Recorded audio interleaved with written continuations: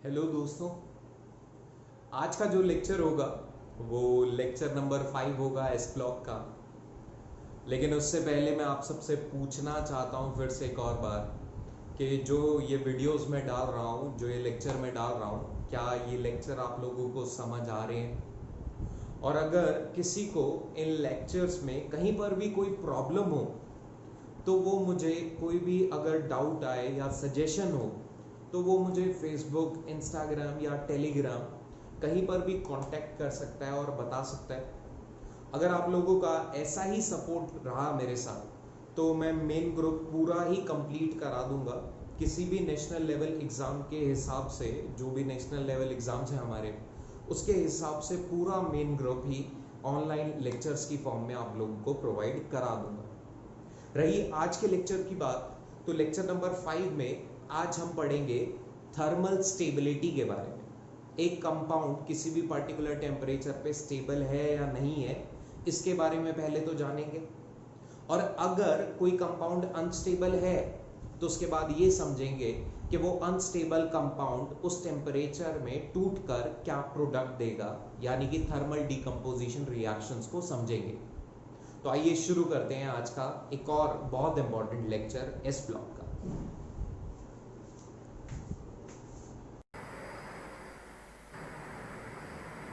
तो आइए शुरू करें हमारा लेक्चर नंबर 5। इस लेक्चर में हम एक और बहुत इंपॉर्टेंट ट्रेंड को पढ़ेंगे जो होगा थर्मल स्टेबिलिटी।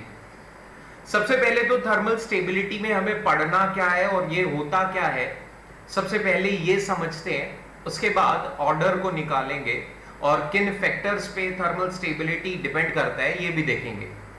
तो सबसे पहले इसमें होगा क्या, थर्मल स्टेबिलिटी में आपको कुछ कंपाउंड्स गिवन होंगे। ये कंपाउंड्स एक रैंडम टेम्परेचर टी पे आप लोगों को गिवन है। अब टी टेम्परेचर पे हो सकता है ये कंपाउंड स्टेबल रहे हो या फिर हो सकता है ये कंपाउंड इस टेम्परेचर पर अनस्टेबल हो। अगर ये कंपाउंड इस टेम्परेचर पर स्टेबल है तो वो आपसे क्या करेगा, आपसे सवाल में पूछेगा इन डिफरेंट कंपाउंड्स की थर्मल स्टेबिलिटी का कंपैरिजन। थर्मल स्टेबिलिटी का ऑर्डर निकालने का सवाल आप लोगों से वो पूछ सकते हैं। दूसरी तरफ अगर ये कंपाउंड अनस्टेबल आ जाए, अगर ये कंपाउंड अनस्टेबल है तो अनस्टेबल कंपाउंड क्या करेगा, थर्मल डीकंपोजिशन रिएक्शन दिखाएगा। यहां पर ये कंपाउंड क्या करेगा, थर्मल डीकंपोजिशन रिएक्शन शो करेगा और इस रिएक्शन के दौरान ये कंपाउंड टूटेगा और टूटकर हमें कोई प्रोडक्ट देगा। अब वो सवाल में हमसे क्वेश्चन में ये पूछा जा सकता है कि ये कंपाउंड टूटकर कौन सा प्रोडक्ट बना रहा है। तो हमें ये जानकारी होनी चाहिए कि एक कंपाउंड टूटकर कौन सा प्रोडक्ट बना रहा है और साथ ही साथ उसका रीजन भी पता होना चाहिए कि वो क्यों इस प्रोडक्ट का फॉर्मेशन कर रहा है। तो थर्मल स्टेबिलिटी में हमें दो काम करने हैं। एक तो थर्मल स्टेबिलिटी का कंपैरिजन करना है डिफरेंट कंपाउंड्स के अंदर। एक बार हम कंपैरिजन करना सीख गए तो हमें पता लग जाएगा कौन से कंपाउंड थर्मली स्टेबल है और कौन से थर्मली अनस्टेबल। फिर जो थर्मली अनस्टेबल कंपाउंड्स निकलेंगे वो क्या करेंगे, आगे जाके कोई रिएक्शन शो करेंगे तो उस रिएक्शन का हमें आगे जाकर प्रोडक्ट निकालना होगा और हमें पता होना चाहिए। ये भी काफी सारे सवालों में पूछा गया। तो दो तरीके से ये लेक्चर चलेगा। पहले स्टार्ट करेंगे हम थर्मल स्टेबिलिटी के कंपैरिजन से। थर्मल स्टेबिलिटी के कंपैरिजन के लिए आपको क्या करना है, कुछ नहीं, बस कंपाउंड्स के अंदर एनायन को देखना है। डिफरेंट जो आपको कंपाउंड्स दे रखे होंगे, इन कंपाउंड्स में कैटायन भी होंगे, एनायन भी होंगे, लेकिन जो थर्मल स्टेबिलिटी होगी वो जनरली डिपेंड करेगी एनायन के ऊपर। आपको एनायंस को चेक करना है। एनायन दो पार्ट्स में डिवाइडेड है। एनायन जो होंगे इन कंपाउंड्स में वो हो सकते हैं मोनो एटॉमिक एनायन हो,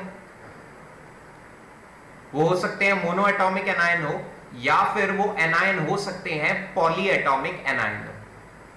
आपको डिफरेंट कंपाउंड्स की थर्मल स्टेबिलिटी को चेक करने के लिए एनायंस पे नजर रखनी है। एनायन या तो मोनो एटॉमिक हो सकता है या poly atomic. Mono atomic anion का मतलब क्या होगा, कोई एक एटम होगा और उसके ऊपर कोई नेगेटिव चार्ज रहा होगा। नेगेटिव चार्ज क्यों कह रहा हूं? बिकॉज एनायन है तो नेगेटिव चार्ज तो रहा ही होगा। पॉलीएटॉमिक के केस में क्या होगा? यहां पर एक से ज्यादा एटम होंगे और इन एटम्स के ऊपर ओवरऑल क्या होगा? नेगेटिव चार्ज रहेगा। पॉलीएटॉमिक एनायन का मतलब क्या है? जहां पर एक से ज्यादा एटम हो विद नेगेटिव चार्ज। मोनोएटॉमिक का मतलब केवल एक एटम और उसके ऊपर कोई नेगेटिव चार्ज हो। एग्जांपल के तौर पे मोनोएटॉमिक के बहुत सारे एग्जांपल आपने देखे होंगे। कोई भी हैलाइड ले लें, F minus, Cl minus, Br minus, I minus, ये सारे क्या है? Single atom with negative charge, monoatomic anion है। इसके अलावा H माइनस के अलावा हो सकता है O की पावर 2 माइनस, सिंगल ऑक्सीजन है, ऊपर कितना भी चार्ज हो कोई फर्क नहीं पड़ता, ऊपर कितना चार्ज है? 2 माइनस। इसके अलावा एक और एग्जांपल आप यहां पर देख सकते हैं, N की पावर 3 माइनस, नाइट्रोजन एक है, उसके ऊपर चार्ज कितना? 3 माइनस। तो इस तरह के एनायन जहां पर एक ही एटम हो और ऊपर कोई भी नेगेटिव चार्ज की वैल्यू हो सकती है -1, -2, -3, इस तरह के एनायन को बोलेंगे मोनोएटॉमिक। पॉलीएटॉमिक एनायन की अगर बात करूं तो इसके भी काफी सारे एग्जांपल्स आपने देखे होंगे, जैसे कि sulphate SO4 2 minus, CO3 2 minus, इसके अलावा C2O4 2 माइनस ऑक्सलेट, इसके अलावा नाइट्रेट भी हो सकता है NO3। तो इस तरह के जितने भी एग्जांपल्स हैं, इसके अलावा अगर बात करें O2 की पावर 2 माइनस या O2 की पावर माइनस या फिर N3 की पावर माइनस, इस तरह के एग्जांपल जहां पर एक से ज्यादा एटम्स हो। देखो यहां पर 3 नाइट्रोजन है, एक से ज्यादा एटम है विद नेगेटिव चार्ज, तो इस तरह के एनायन को क्या कहेंगे? Polyatomic anion. तो सबसे पहले कंपाउंड में आपको चेक करना है एनायन कौन सा है, मोनोएटॉमिक है या पॉलीएटॉमिक। अगर मोनोएटॉमिक एनायन हो तो मोनोएटॉमिक एनायन के साथ अगर कोई आयनिक कंपाउंड बनता है तो वो जनरली क्या करता है? लेटिस का फॉर्मेशन करता है। और कहीं पर अगर लेटिस बनेगा तो जो थर्मल स्टेबिलिटी होगी वो एक्चुअल में लेटिस एनर्जी पर डिपेंड करेगी। जितना ज्यादा लेटिस एनर्जी होता है, लास्ट लेक्चर में बताया भी था, जितना ज्यादा लेटिस एनर्जी होता है उतनी थर्मल स्टेबिलिटी ज्यादा। क्यों थर्मल स्टेबिलिटी ज्यादा? क्योंकि उतना स्टेबल लेटिस बनेगा। लेटिस के बनने के दौरान जो एनर्जी रिलीज हुई थी उसे लेटिस एनर्जी बोल रहे थे। ये एनर्जी जितनी ज्यादा रिलीज होगी उतना स्टेबल लेटिस, और अगर कोई चीज स्टेबल है तो उसे तोड़ने में, उसे डिकम्पोज कराने में उतनी ज्यादा हीट लगेगी। यानी कि ये कंपाउंड्स क्या होंगे? इन कंपाउंड की स्टेबिलिटी उनकी लेटिस एनर्जी के डायरेक्टली प्रोपोर्शनल होगी। दूसरी तरफ अगर पॉलीएटॉमिक एनायन की बात करें तो आयोनिक कंपाउंड के अंदर कभी पॉलीएटॉमिक एनायन हो तो ये जनरली नॉन लेटिस की फॉर्म में रहते हैं। ये कंपाउंड किसकी फॉर्म में रहेंगे? Non lettuce. ये लेटिस नहीं बनाएंगे। और अगर कोई कंपाउंड लेटिस नहीं बनाता तो थर्मल स्टेबिलिटी डिपेंड करती है उस कंपाउंड के अंदर कितना कोवेलेंट कैरेक्टर है या फिर कितना आयनिक कैरेक्टर। आप लोग जानते हैं आयनिक और कोवेलेंट के कंपैरिजन में आयनिक बॉन्ड या आयनिक कंपाउंड्स जो होते हैं वो ज्यादा स्टेबल होते हैं। तो यहां पर जो थर्मल स्टेबिलिटी होगी वो डायरेक्टली प्रोपोर्शनल होगी आयनिक कैरेक्टर के, और आयनिक कैरेक्टर जो होता है वो इनवर्सली प्रोपोर्शनल होता है कोवेलेंट कैरेक्टर के। एक बॉन्ड में कुछ परसेंट कोवेलेंट कैरेक्टर होता है, कुछ परसेंट आयनिक कैरेक्टर। ये बात फजान ने बताई थी।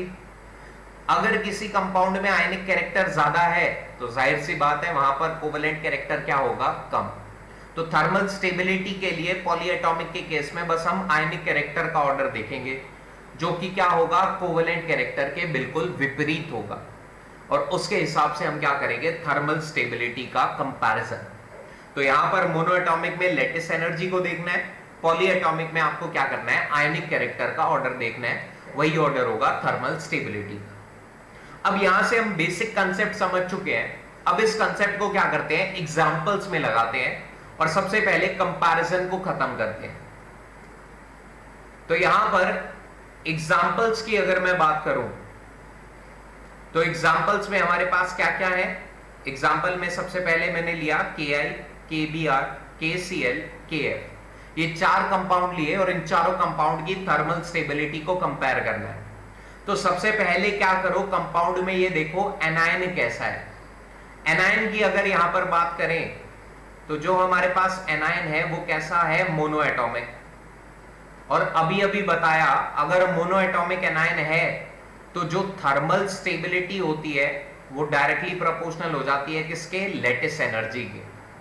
और लैटिस एनर्जी अगर आपने लास्ट लेक्चर देखा है तो लैटिस एनर्जी डायरेक्टली प्रोपोर्शनल होती है सबसे पहले चार्ज के।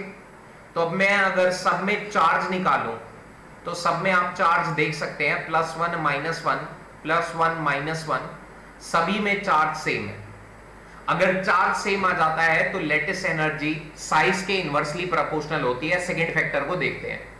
अब साइज का अगर कंपैरिजन करें तो हैलाइड में सबसे छोटा साइज किसका है, F-। का अगर साइज सबसे छोटा तो इसकी लैटिस एनर्जी सबसे ज्यादा, और लैटिस एनर्जी ज्यादा तो इसकी थर्मल स्टेबिलिटी सबसे ज्यादा होगी। उसके बाद KCl, फिर KBr, और सबसे कम थर्मल स्टेबिलिटी होगी Ki की, क्योंकि Ki में जो I- है उसका साइज बहुत ही बड़ा है, वहां पर लैटिस एनर्जी बहुत कम होगी तो थर्मल स्टेबिलिटी भी क्या रहेगी, बहुत कम। नेक्स्ट एग्जांपल की बात करते हैं। फिर से मैंने क्या किया, यहां पर एक और कंपाउंड का सेट लिया है। इन कंपाउंड्स में सबसे पहले एनायन को देखें तो एनायन की फिर से बात करें तो एनायन कैसा है, एनायन है mono atomic. Mono atomic anion कैसे है, क्योंकि सभी में जो एनायन है वो H-, एक एटम के ऊपर नेगेटिव चार्ज है, तो ये मोनो एटॉमिक है। मोनो एटॉमिक में आप जानते हैं थर्मल स्टेबिलिटी फिर से लैटिस एनर्जी के डायरेक्टली। लैटिस एनर्जी के लिए दो स्टेप्स, सबसे पहले चार्ज को देखो। चार्ज अगर देखें तो सब पे चार्ज कितना है, +1 -1। सब पे चार्ज अगर सेम आ जाए तो सेकंड फैक्टर कौन सा देखना है, साइज का। अब साइज की अगर बात करें तो एनायन तो सब में सेम है, कैटायन के साइज को देखना है। कैटायन में अगर देखें तो एल्कली मेटल में सबसे छोटा कौन है, Li+। क्योंकि सबसे छोटा तो इसकी लैटिस एनर्जी सबसे ज्यादा। लैटिस एनर्जी ज्यादा होने की वजह से थर्मल स्टेबिलिटी भी LiH की सबसे ज्यादा होगी। सबसे कम थर्मल स्टेबल होगा CSH due to very large size of Cesium+ ion. Next example को फिर से अगर देखें तो यहां पर एल्कली के फ्लोराइड लिए। एल्कली के फ्लोराइड में अगेन एनायन को चेक करो। एनायन अगर देखेंगे तो F- मोनो एटॉमिक है। मोनो एटॉमिक में थर्मल स्टेबिलिटी लैटिस एनर्जी के डायरेक्टली। अब लैटिस एनर्जी के ऑर्डर के लिए यहां पर देखें तो सब पे चार्ज सेम आ रहा है। चार्ज सेम आने के बाद साइज का फैक्टर देखें तो साइज सबसे छोटा किसका होगा, लिथियम+ का। साइज अगर छोटा तो इसकी लैटिस एनर्जी सबसे ज्यादा। सबसे कम लैटिस एनर्जी होगी सीजियम फ्लोराइड की। Cesium+ आयन की सबसे बड़ा साइज है, इसका लैटिस एनर्जी सबसे कम होगा। और लैटिस एनर्जी अगर सबसे कम है तो यहां पर क्या होगा, थर्मल स्टेबिलिटी भी सबसे कम। तो मैंने यहां पर 3 एग्जांपल्स लिए, यहां पर एल्कली के साथ मोनो एटॉमिक एनायन के। मैं बहुत सारे एग्जांपल्स लेने की ट्राई करता हूं अपने वीडियोस में। इसका कारण है कि आप वीडियो के दौरान ही कंसेप्ट आपको याद होने लग जाए, क्योंकि जितने ज्यादा एग्जांपल्स करेंगे उतना ज्यादा आपको कंसेप्ट क्या रहेगा, दिमाग में रहेगा, और क्वेश्चन करने में आपको आसानी होगी। तो एक और एग्जांपल को देखें तो अब मैंने एल्कलाइन अर्थ मेटल लिया। फिर से एनायन को अगर देखें तो यहां पर बच्चों को कंफ्यूजन होने लग जाती है कि एनायन कैसा है। एनायन की अगर मैं BeF2 में देखूं तो यहां पर एनायन किस तरह से जुड़ा है, एक Be के साथ, एक बेरिलियम के साथ। यहां पर F- का एक एटम है और यहां पर भी एक F- का एटम है। एनायन को अगर यहां पर भी देखें तो मोनो एटॉमिक ही तो है एनायन। कुछ बच्चे कंफ्यूज हो जाते हैं, इसे पॉली एटॉमिक समझ लेते हैं, लेकिन एक्चुअल में अभी भी एक एटम के ऊपर नेगेटिव चार्ज है। तो एनायन अगर मोनो एटॉमिक है तो जो अब तक करते आ रहे हैं बिल्कुल वही सेम केस होगा। लैटिस एनर्जी और थर्मल स्टेबिलिटी एक दूसरे के डायरेक्टली होगा। लैटिस एनर्जी को निकालने के लिए पहला स्टेप सेम है, चार्ज निकालो। चार्ज सब पे बराबर आ जाए तो उसके बाद हमें क्या करना है, साइज। साइज सबसे छोटा किसका, Be+2 का। साइज अगर छोटा, साइज अगर कम होगा इसका तो यहां पर लैटिस एनर्जी सबसे ज्यादा, तो थर्मल स्टेबिलिटी भी यहां पर क्या होगी, सबसे ज्यादा। तो BeF2 फिर MgF2, फिर CaF2, फिर SrF2 और फिर क्या आएगा BaF2। यहां पर एक और एग्जांपल अगर देखें तो यहां पर भी हमें थर्मल स्टेबिलिटी को कंपेयर कराना है। एनायन को अगर फिर से देखें तो एनायन F- है, मोनोएटॉमिक। बार बार यही बात बता रहा हूं, अगर मोनोएटॉमिक एनायन है तो आपको लेटिस एनर्जी का ऑर्डर निकालना है और वही ऑर्डर होगा थर्मल स्टेबिलिटी का। लेटिस एनर्जी के लिए सबसे पहले चार्जेस को देखो। चार्जेस को अगर यहां पर देखें तो चार्जेस सब पे अलग अलग है, और मैंने कहा था चार्ज ही डोमिनेट फैक्टर होता है लेटिस एनर्जी में। चार्ज जिस पे जितना ज्यादा होगा उसकी लेटिस एनर्जी उतनी ज्यादा। तो SiF4 की लेटिस एनर्जी सबसे ज्यादा होगी, फिर AlF3, फिर MgF2 और फिर क्या होगा NaF। और जो लेटिस एनर्जी का ऑर्डर है वही ऑर्डर किसका है, थर्मल स्टेबिलिटी का। तो यहां तक मैंने सारे वो एग्जांपल्स लिए हैं जहां पर मोनोएटॉमिक एनायन है। अभी तक एक भी एग्जांपल पॉलीएटॉमिक का नहीं लिया। तो अब क्या करते हैं, पॉलीएटॉमिक एनायन की बात करते हैं।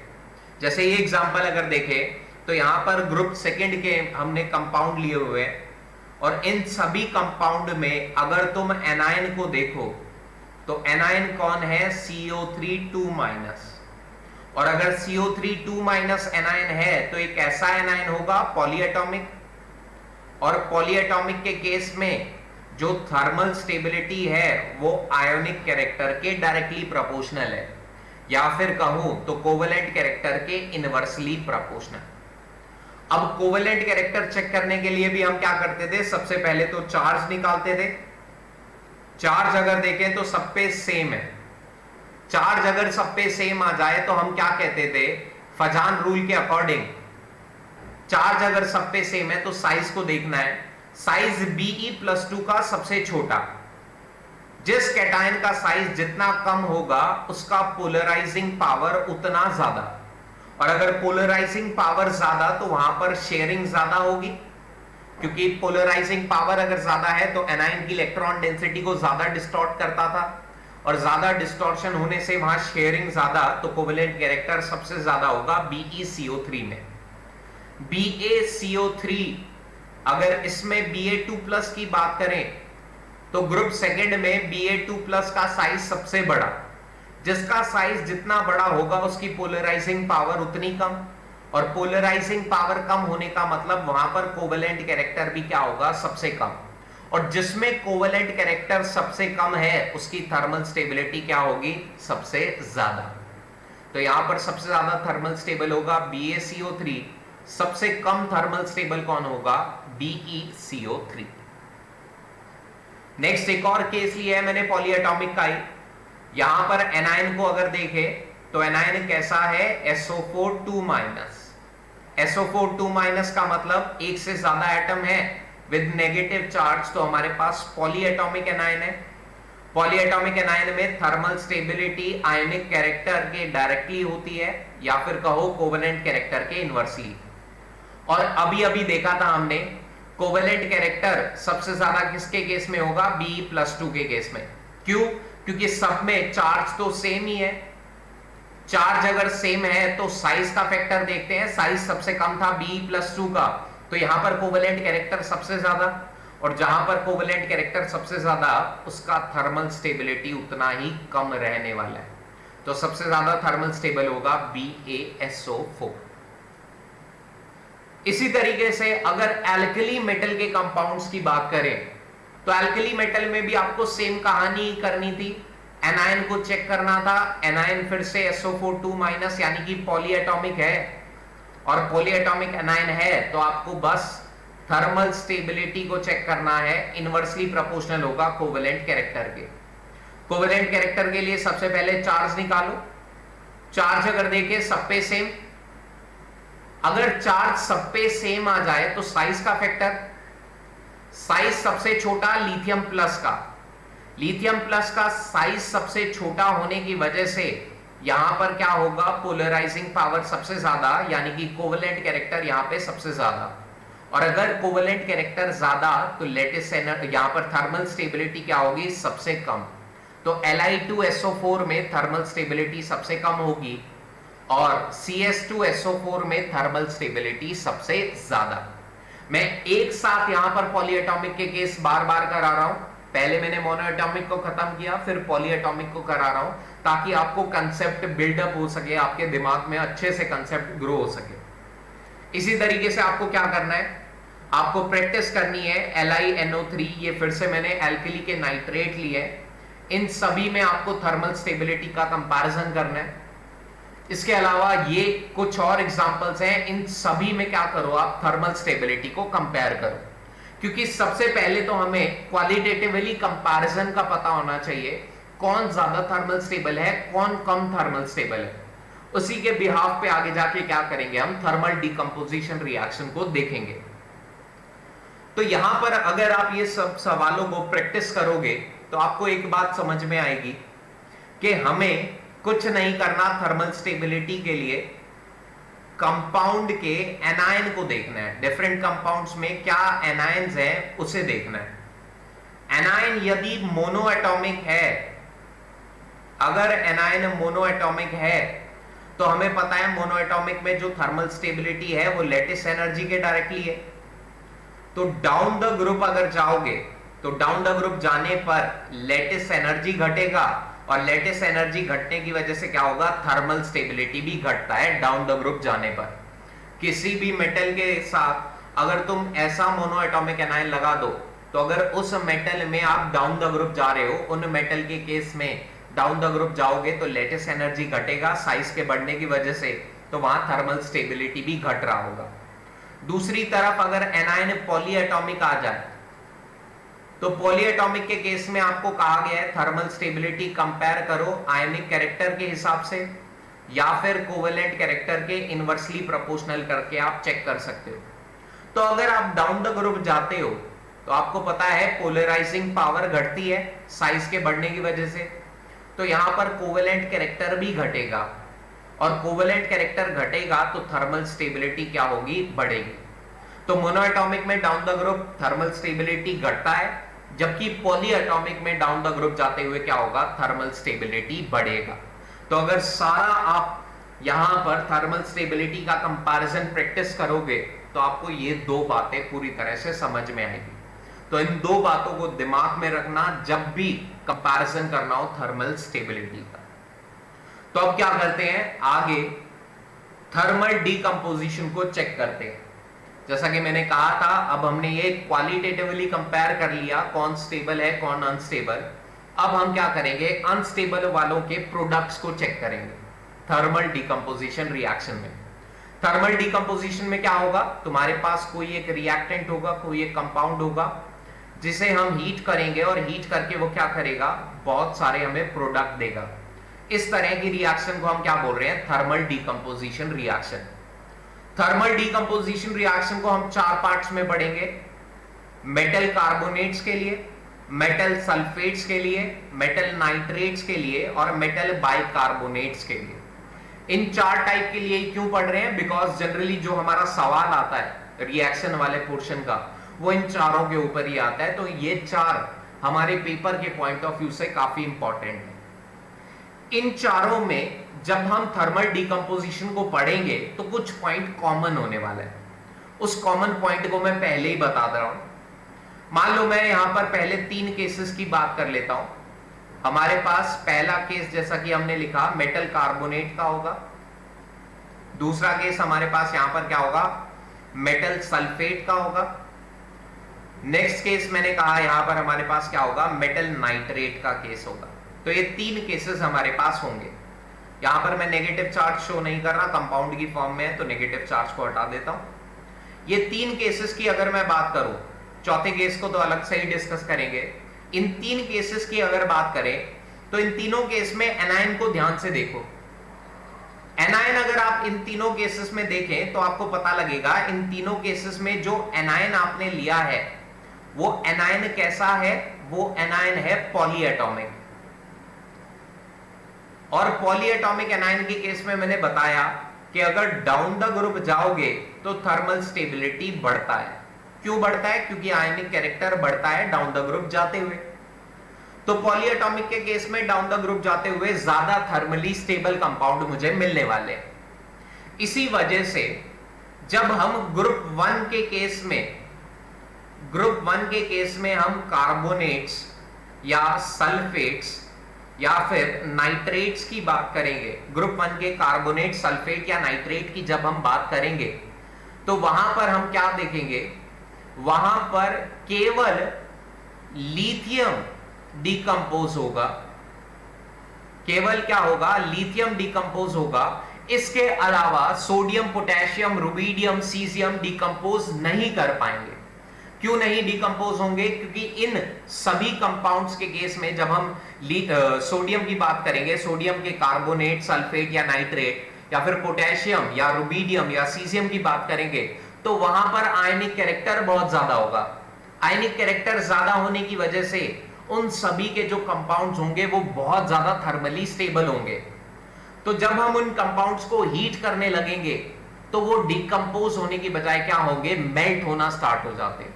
उनका डिकम्पोजिशन का टेम्परेचर इतना ज्यादा है कि उससे पहले वो कंपाउंड्स क्या करते हैं, मेल्ट होने लग जाते हैं। तो पहला जो कॉमन पॉइंट होगा इन सब डिकम्पोजिशन में वो ये है, ग्रुप वन के केस में केवल लिथियम के कंपाउंड डिकम्पोज होंगे, लिथियम के कार्बोनेट, सल्फेट, नाइट्रेट डिकम्पोज होंगे, बाकी सोडियम, पोटेशियम, रुबिडियम, सीजियम नहीं होंगे। नेक्स्ट अगर बात करूं ग्रुप सेकंड में आए, तो जैसे ही ग्रुप सेकंड की तरफ हम मूव करें तो चार्ज का वैल्यू बढ़ा। जैसे ही पॉजिटिव चार्ज बढ़ेगा, +1 से +2 की तरफ गए, तो पॉजिटिव चार्ज बढ़ने की वजह से वहां पर क्या होगा, कोवेलेंट कैरेक्टर बढ़ेगा। क्यों बढ़ा? क्योंकि वहां पर पोलराइजिंग पावर बढ़ जाती है। जितना चार्ज बढ़ता है पोलराइजिंग पावर भी बढ़ती है। तो कोवेलेंट कैरेक्टर बढ़ने की वजह से क्या होंगे, एल्कली के कंपैरिजन में ग्रुप सेकंड के जो कार्बोनेट, सल्फेट और नाइट्रेट होंगे वो उतने स्टेबल नहीं होंगे। क्यों नहीं है? क्योंकि यहां पर कोवेलेंट कैरेक्टर बढ़ चुका है, ये अब उतने स्टेबल नहीं है। इसी वजह से यहां पर सारे के सारे जो भी कंपाउंड्स होंगे, चाहे वो बी का हो, Mg का हो, Ca का हो, Sr का हो, वो सारे के सारे क्या होंगे, डिकम्पोज करेंगे। Be, Mg, Ca, Sr, Ba, इन सभी के कार्बोनेट, सल्फेट या नाइट्रेट डिकम्पोज कर जाते हैं। क्यों कर रहे हैं? क्योंकि यहां पर कोवेलेंट कैरेक्टर ज्यादा है।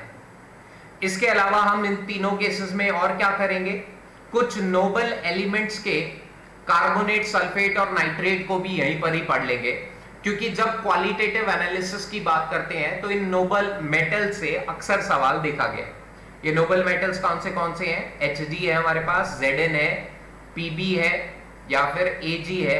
इन चार के भी कार्बोनेट, सल्फेट और नाइट्रेट की रिएक्शंस को, थर्मल डिकम्पोजिशन रिएक्शन को भी हम स्टडी करेंगे। तो ये 3 कॉमन पॉइंट्स हैं। इन 3 कॉमन पॉइंट्स को बार बार रिपीट करने की बजाय मैंने क्या किया, आपको शुरू में ही बता दिया ये 3 कॉमन पॉइंट्स और इनके रीजन। अब क्या करेंगे, अब इसे डायरेक्टली हम अप्लाई कर लेंगे जब हम यहां पर डिकम्पोजिशन को पढ़ेंगे। तो अब शुरू करेंगे। सबसे पहला डिकम्पोजिशन मेटल कार्बोनेट्स का। मेटल कार्बोनेट्स के डिकम्पोजिशन की अगर बात करें तो जो हमारे पास यहां पर मेटल कार्बोनेट होंगे, ये सारे मेटल कार्बोनेट क्या करते हैं, हीट करने पर अगर ये डिकम्पोज होते हैं तो ये देते हैं मेटल का oxide plus CO2 gas side product की फॉर्म में रिलीज करते हैं। अब ये मेटल कार्बोनेट हमें 3 चीजों के लिए पढ़ने हैं। सबसे पहले अगर मैं बात करूं ग्रुप 1 के मेटल कार्बोनेट्स की, तो ग्रुप 1 के मेटल कार्बोनेट पहले तो किस फॉर्म में होंगे, वो M2CO3 की फॉर्म में होंगे। क्योंकि ग्रुप 1 का वैलेंसी तो 1 है, जबकि CO3 पे चार्ज कितना है, 2। तो अगर दोनों तरफ चार्ज बैलेंस करोगे तो आपको 2 मेटल लगाने पड़ेंगे CO3 के साथ। तो M2CO3 के फॉर्म में होंगे मेटल कार्बोनेट ग्रुप 1 के। इन मेटल कार्बोनेट्स को जब आप हीट करोगे तो आपको ऑक्साइड मिलेगा, और ऑक्साइड होगा M2O की फॉर्म में, और साइड प्रोडक्ट में फॉर्म होगा कौन, CO2 गैस। अब ये जो थर्मल डिकम्पोजिशन का रिएक्शन है ग्रुप 1 में, जैसा कि मैंने बताया था अभी, ये कौन शो करेगा, ओनली लिथियम। तो यहां पर ये रिएक्शन कौन नहीं शो करेगा, इस रिएक्शन के लिए आपके पास एक्सेप्शनल केस कौन से होंगे, सोडियम, पोटेशियम, रुबिडियम, सीजियम, ये चारों के चारों इन चारों एटम्स के जो कार्बोनेट्स होंगे वो इस रिएक्शन को शो नहीं करेंगे, केवल लिथियम यहां पर क्या होगा, डीकंपोजिशन रिएक्शन शो करेगा। दूसरी बात, अगर मैं यहां पर ग्रुप सेकंड के कार्बोनेट्स की बात करूं तो ग्रुप सेकंड के कार्बोनेट्स जो होंगे वो होंगे MCO3 की फॉर्म में। वैलेंसी 2 होता है, तो चार्ज बैलेंस करोगे तो एक ही मेटल लगाओगे CO3 के साथ, हीट करने पर ये क्या देंगे, MO ऑक्साइड देंगे plus CO2 gas side product की फॉर्म में रिलीज होगा। ये रिएक्शन कौन कौन शो करेगा, ये रिएक्शन शो करेगा BeMg Ca SR, ये सारे के सारे जितने भी ग्रुप सेकंड के एटम्स हैं इनके कार्बोनेट्स क्या करते हैं, हीट करने पर डिकम्पोजिशन रिएक्शन शो कर देते हैं। तो इन सभी में किसी का भी रिएक्शन आ जाए, तो एग्जांपल के तौर पे जैसे कि आपके पास MgCO3 का रिएक्शन आ जाता है, तो MgCO3 क्या करेगा, टूट कर देगा MgO प्लस CO2 गैस। तो आपको यहां पर यह पता होना चाहिए ग्रुप 1 में कौन सा कार्बोनेट थर्मल डिकम्पोजिशन शो करने वाला है और ग्रुप सेकंड में भी कौन थर्मल डिकम्पोजिशन शो करेगा, क्योंकि इसके बिहाफ पे अगर मैं फिजिकल केमिस्ट्री की भी बात करूं तो फिजिकल केमिस्ट्री में भी इसके बिहाफ पर आपने सवाल देखे होंगे कि किसी कंपाउंड को आपने हीट किया, इतना मास लॉस हुआ। एनालिटिकल केमिस्ट्री में भी जब हम थर्मोग्रेविमेट्रिक एनालिसिस करते हैं तो वहां पर भी इस तरीके के आपके कंपाउंड्स का थर्मल डिकम्पोजिशन आपको कराना होता है।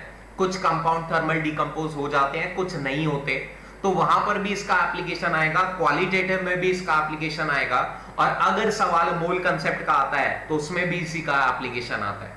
तो आपको इन सभी को याद रखना होगा कौन थर्मल डिकम्पोजिशन शो कर रहा है और कौन नहीं कर रहा। इसके अलावा मैंने आपको कहा था कि कुछ नोबल मेटल्स के भी कार्बोनेट की थर्मल डिकम्पोजिशन को हम देखेंगे। तो अगर उनकी बात करें तो पहला केस मैंने लिया है ZnCO3 का। ZnCO3 की अगर बात करें, इसे हीट करें तो ये भी क्या करता है, थर्मल डिकम्पोजिशन रिएक्शन शो करता है। बिल्कुल सेम जैसे अल्कली और अल्कलाइन के केस को देखा उसी तरह से ये ऑक्साइड बनाता है और साइड प्रोडक्ट में CO2 गैस निकलती है। इसके केस में जो ऑक्साइड बना, इसका एक कॉमन नेम भी होता है जो आपको याद होना चाहिए। इसी को हम क्या बोलते थे, अगर आप लोगों को याद हो तो इसी को हम फिलोसोफर्स वूल भी बोलते थे। तो इसी का कॉमन नेम भी होता है फिलोसोफर्स वूल।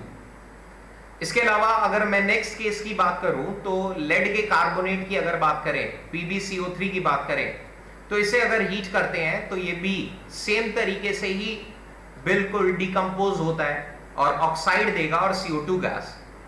इसका जो ये ऑक्साइड है, इस मिनरल का एक कॉमन नेम भी आप लोगों को याद होना चाहिए, इसी को हम लिथार्ज भी बोलते हैं।